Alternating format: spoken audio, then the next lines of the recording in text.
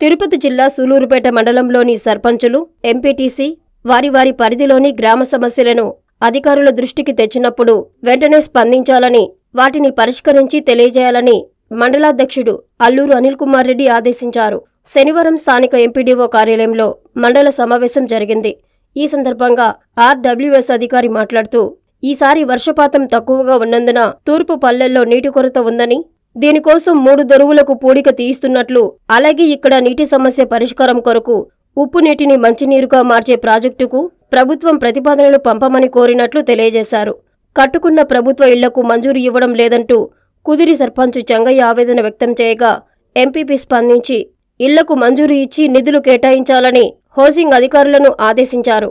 విద్యుత్ శాఖ అధికారి మాట్లాడుతూ, గ్రామీణ ప్రాంతాలలో 24 గంటలు విద్యుత్ సరఫరా ఇవ్వడానికి ప్రభుత్వం ఆర్డీఎస్ అనే స్కీమ్ తీసుకువస్తుందని, దీని ద్వారా గ్రామాలకు 3 ఫేజ్ సరఫరా ఉంటుందని తెలియజేశారు.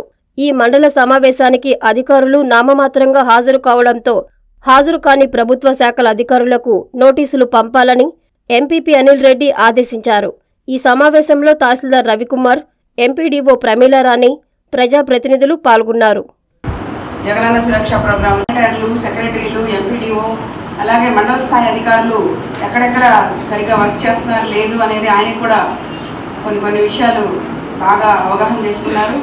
కాబట్టి చెప్తున్నారు, వాలంటీర్ల విషయంలో మీరు కొద్దిగా ఎవరెవరికి కుటుంబాలకి ఏమేమి రాలేదో అవన్నీ కూడా చేయమని అడుగుతున్నారు.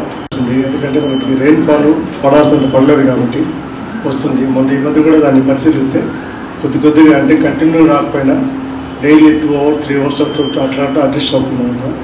మనం వాటికి ఏంటంటే మనకి వర్షం పడేదాకా వెయిట్ చేయడం ఒకటి. రెండోది వచ్చి ఈ పూడికి తీస్తున్నాం.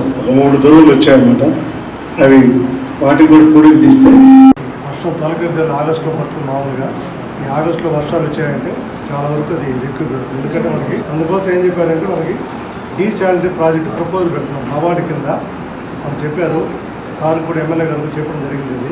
డీశాలిటీ ప్రాజెక్ట్ అంటే మనం ఉప్పు నీరు నుంచి నీరు చెన్నైలో కూడా జరుగుతుంది.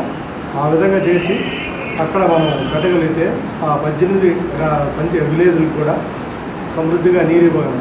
ఇప్పుడే డిసెంబర్లో నవంబర్ లాస్ట్ అవగానే డిసెంబర్ నుంచి మా ఇల్లు స్టార్ట్ చేశారు. అప్పుడు చెప్పాను సార్ ఈ విలేజ్ చేయలేదు సార్. పోయిన సంవత్సరం డిసెంబర్లో చెప్పా. ఇప్పటికి చేయలేదు సార్. ఇప్పటికి చేయలేదు వాళ్ళు. ఫస్ట్ సర్పంచ్ చెప్పే కంప్లైంట్ నోట్ డౌన్ చేసుకోండి. అవి అసలు ఎందుకు కాలేదో దాన్ని ఐడెంటిఫై చేయండి. ఆ ప్రాబ్లం ఎట్లా షార్ట్ అవుట్ చేయాలో ఆలోచించండి సార్. మనం ఏదో ఆయన చెప్పిన దానికి కౌంటర్ ఇవ్వడం సమాధానం కాదు కదా. పరిష్కారం మనకు కావాలా. పరిష్కారం వస్తే ఆయన లేచి పైకి లేచి చెప్పడు కదా. ఆయన చెప్పేది లాస్ట్ డిసెంబర్లో మన ఎంఆర్ఓ గారు గ్రామ సభ పెట్టి ఇల్లు ఎవరు కావాలో కట్టుకోండి, మీకు అందరూ శాంక్షన్ ఇస్తామని చెప్తే మేము గ్రామస్తులతో మాట్లాడి ఇల్లు కట్టించాము. లాస్ట్ డిసెంబర్ నుంచి ఇప్పటి వరకు కనీసం రికార్డ్ కూడా కాలేదు. బిల్లు వచ్చే సంగతి దేవుడు ఎంపు కూడా రికార్డ్ కాలేదనే దాంట్లో సర్పంచ్ గారు చెప్తున్నారు కంప్లైంట్. దాంట్లో నిజమేంతో మీరు ఒకసారి ఆఫీస్కి పిలిచి ఇదిగోనయ్యా రికార్డ్ చేస్తున్నాము, ఇంకా బిల్లులు రావడం నెక్స్ట్ అనేది ఒకసారి మీరు సర్పంచ్ని పిలిచి కోఆర్డినేట్ చేసుకుంటే అయిపోతుంది సార్. మన్యముత్తూరులో 38 ఇళ్ళనా, కోటపురంలో 40 ఇళ్ళు పోయినప్పుడు ఎందుకు కంప్లీట్ చేసుకోలేదమ్మా అని అడిగితే, సార్ తెలుగుదేశం పార్టీలో శాంక్షన్ ఇచ్చారు, తర్వాత మాకు డబ్బులు రాలేదు. ఏమి వేయగారంటే నిజమే సార్ ఇటువంటి చాలా ఉన్నాయి మనలో అంటే, సార్ చేయించండి సార్ ఇవన్నీ అని చెప్పి అప్పుడు ఏఈ గారు చెప్తే అప్పుడు ఏదో ఆ డేటా మొత్తం కలెక్ట్ చేసుకొని విజయవాడకు పోయి ఇచ్చి సార్ మీ కంప్లైంట్ రెక్టిఫై అయిపోయిందని చెప్పాడు. అన్ని శాఖల అధికారులు కూడా ప్రజలకు ఎప్పటికప్పుడు అందుబాటులో ఉండాలి.